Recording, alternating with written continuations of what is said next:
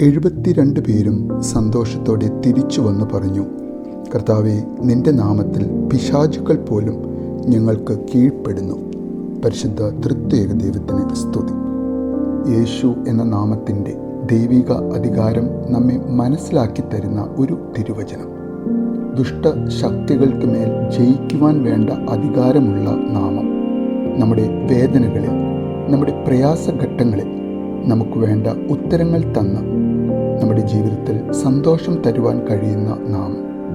തൊട്ടടുത്ത വചനത്തിൽ അവരോടായി യേശു പറയുന്നത്, ദുഷ്ടാത്മാക്കൾ നിങ്ങൾക്ക് കീഴ്പ്പെടുന്നത് കൊണ്ടല്ല സന്തോഷിക്കേണ്ടത്, നിങ്ങളുടെ പേരുകൾ സ്വർഗത്തിൽ എഴുതപ്പെട്ടിരിക്കുന്നത് കൊണ്ടാണ് സന്തോഷിക്കേണ്ടത് എന്ന്.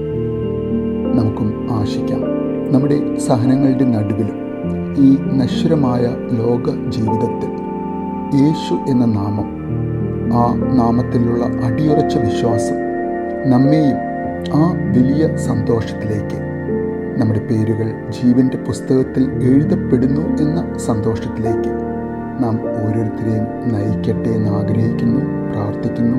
നല്ലൊരു ദിവസം നേരുന്നു.